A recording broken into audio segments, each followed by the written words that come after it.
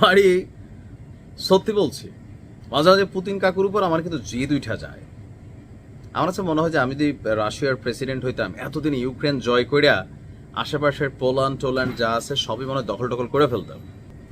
আমার মনে হয় যে শুধু আমি না, বাংলাদেশের যে কোনো মানুষ হইলেই ঠিক এই ধরনের ফিলিংসে আসলে আটকায় যেত যে এত পাওয়ার আছে, মেশিনারিজ আছে, সেনাবাহিনী আছে, বিশ্বের সাথে এরকম লড়াই করার সক্ষমতা আছে, তারপরও লড়াইটাকে জীবিত রাখা। কিন্তু আজকে যেটা করছে, এটা কি পুতিন কাকুর সুস্থ চিন্তা নাকি এটাও কোনো পলিটিক্স?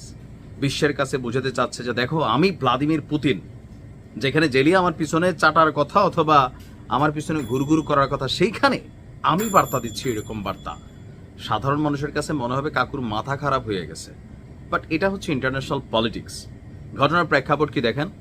পুতিন বলছেন যে তিনি ইউক্রেন প্রেসিডেন্ট জেলেনস্কিকে রাশিয়ার রাজধানী মস্কোতে বৈঠকের জন্য স্বাগত জানাতে প্রস্তুত। তবে এই বৈঠকে শুধু শুধু চা বিস্কিট খাওয়ার জন্য আসা হবে না, এই বৈঠক হইতে হবে তাৎপর্যপূর্ণ, মানে এই যুদ্ধের ইস্যুতে।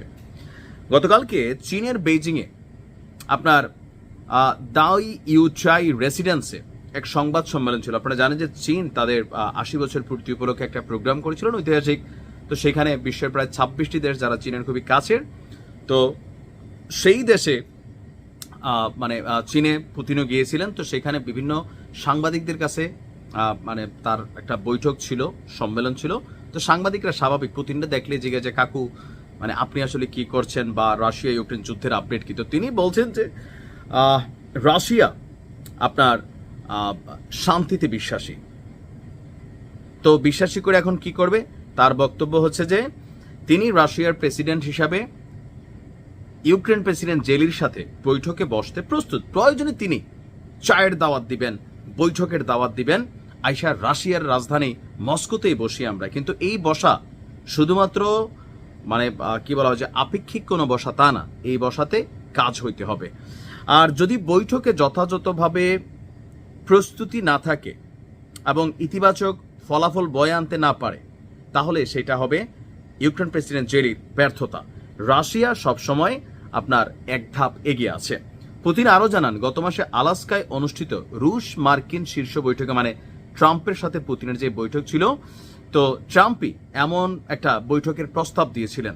তবে ইউক্রেনের প্রেসিডেন্টের বৈধতা নিয়েও প্রশ্ন তোলেন পুতিন কাকু। তার বক্তব্য যে জেলি তো এখন সেইখানের প্রেসিডেন্ট না, তার মেয়াদ কিন্তু শেষ হয়ে গেছে।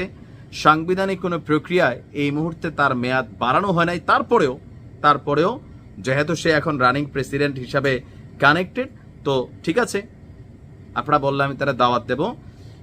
এখন জেলিকে আসলে আসবে কিনা বা পুতিন মন থেকে দাওয়াত দিবে কিনা, বেসিক্যালি ওই যে চীনে গেছে একটা আনুষ্ঠানিক প্রক্রিয়া, একটা ইন্টারন্যাশনাল সংবাদ সম্মেলন।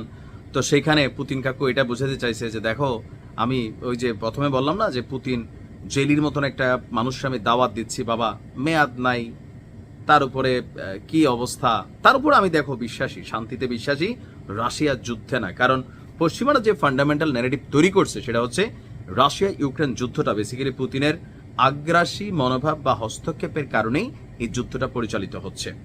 ইউক্রেন সেখানে ভিকটিম, মজলুম। কিন্তু আমার কাছে দিন শেষে আপনি 2-3 বছরের যুদ্ধের খবর যারা শুনছেন, কোনো কারণে জেলিরে মজলুম মনে হচ্ছে? সবাই মিলা বৈশা আছে যে বাঘ বা সিংহ যে নামে ডাকি, পুতিন কাকুরে একটা শিকল পরানোর জন্য, বিশেষ করে ন্যাটো জোট যারা আছে। এইটা পার্ট অফ পলিটিক্স, যেটা পুতিন কাকু করছে, মাথা ঠিকই আছে। ভালো থাকুন।